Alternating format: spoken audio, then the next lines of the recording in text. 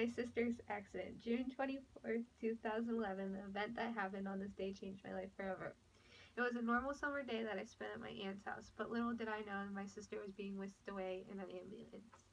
That night, I went to bed still not knowing the tragic events that took place that day, just a couple of hours earlier. The next day, I woke up and carried on with my day. That day we had our family reunion at Loyal Oak. All my cousins were there, but my sister and my parents weren't. My parents were there because they had to work, and my sister was supposed to be on her way to a basketball camp.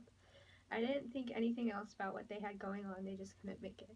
So I continued on at the family reunion, having a good time with all my cousins. After the family reunion, I went home with my aunt again because my cousins wanted me to stay the night. Little did I know I was going to get some of the worst news of my life. That night, I finally got the news. I got the news that my sister got into an accident. Of course, when I got told this, a million questions rushed into my head. The first thing I remember thinking is, oh, it's just Courtney, she's accident prone. But then by the expression on my aunt's face, I could tell it was more serious than a little accident. I asked my aunt if she was okay and what happened. My aunt told me that she got into a four-wheeler accident and that things didn't look so good. She told me that she was in the intensive care unit at Children's Hospital and how she was on a ventilator. I had so many questions to ask, but my aunt didn't know the answers to all of them. She then told me to go to sleep and get some rest so we can go and see her in the hospital tomorrow. The next morning I woke up thinking it was all a dream, but then my aunt came into the room and told me and my cousin to get dressed and ready to go to the hospital. I didn't know if it was the fact that I was scared of that. I don't like hospitals. I remember not wanting to go at all. We eventually made it to the hospital and I was so nervous. I didn't know what to expect. Like, what did she look like? Is she really hurt that bad? When we got into the ICU, I was the only one allowed in. My aunts and cousins couldn't come in. I walked in the room and my dad was sitting there and my mom was standing there. She was crying. My sister was just laying there having a machine breathe for her. Seeing her like that scared me. I stood there and stared at my sister in disbelief with a million questions running through my head. My mom explained to me that she was in a medically induced coma and how she had blood on her brain. Her outcome wasn't clear whether she would go back to normal or be a vegetable the rest of her life or even survive. I later then went home with still a million questions about how if my big sister will ever be the same big sister before the accident. The word was getting out and many people were telling her to rest in peace. This made me question my own sanity because I was so overwhelmed with the whole situation. I was being asked and checked on by tons of people to see how I was doing, but honestly, I didn't even know how I was. I was too worried about my sister to even have time to think about myself or my feelings. I remember lying awake at night just praying to God to allow my sister to recover and be okay. After a few days spent in the ICU, my sister was moved because she was able to breathe on her own now. With her being moved, she was allowed more visitors than just my mom, my dad, and I. My heartbroken grandfather went up every day with gifts and goodies and did all he could to try to get her to talk, but nothing worked. He brought her cakes and desserts every day, and my mom would give them to me and my cousins to eat. I never ate more sugar in my life than that week.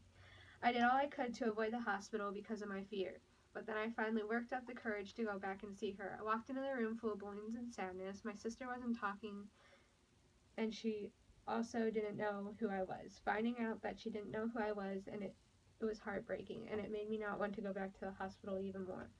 After almost a week spent in the hospital, my sister began to talk, but she talked like she was 3 and there was nothing going on in her head. My mom and dad had to tell her who I was. It was very hard for me because I was too young to understand why she didn't know who I was. It made me angry that she didn't. She continued to talk and progress on, and she finally got released from the hospital. But months of therapy to follow us wouldn't keep us far away from the hospital. I remember the day we brought her home. It was a beautiful day. Our neighbor Brett was standing outside and he said hi to her, but her reply was like a zombie's. Her response made tears come to Brett's eyes. It was one of the saddest things I ever saw happen. When she came home, that meant all the gifts and goodies came home too. Our house was full of flowers, bears, and food. It was weird being home with her because it wasn't the same as before. All Courtney did was sleep when she first got home, but a couple days later, she had to start therapy. She had to go to therapy once a day for 2 hours a day. I couldn't drive, of course, but I still had to go with her. I basically had to babysit my 16-year-old sister. I had to dress her and feed her and make sure we had everything we needed for therapy. I remember she always wanted to wear flip-flops and socks, and she would get mad if I tried to put on her tennis shoes. She would throw fits like a 2-year-old. Of course, being me, I would get so mad and frustrated with her. I remember telling my mom I couldn't do it anymore. Eventually, I got over that and learned to deal with her. After about a month of therapy, she began improving. She started to go back to the old Courtney. She could dress herself and feed herself now. I remember the doctors telling me that she basically had to reboot her brain. My old sister began to come back more and more each day. I was happy and so thankful for how she was improving. About a month before, I was standing in the hospital room wondering if she would even survive. It took about 3 months before my sister was almost back to normal. She still struggled with remembering things, and she would get mad and irritated very easily. It took me a while to realize that I could go back to being the younger sister, and even to this day, I still act like I am older. I had this feeling where I felt obligated to take care of her. It would make Courtney so mad when I tried to act like her mom. For months and months, I had to be careful how I talked to her, or else she would get very mad at me.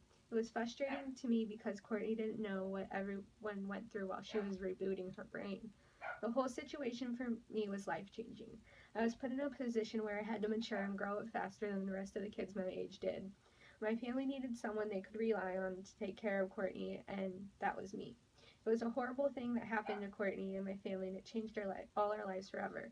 It made us realize how important family really is. To this day, Courtney still struggles with remembering things and gets overwhelmed easily, but other than that, she's a million times better than the doctors or we ever expected. She's right now pursuing a degree in nursing, and I couldn't be more proud of her. If Courtney never got in the accident, I don't think I would be the same person I am today. I am so thankful that my family and I made it through this situation, and it made us so strong. I thank God every day that He saved and returned my older sister back to me.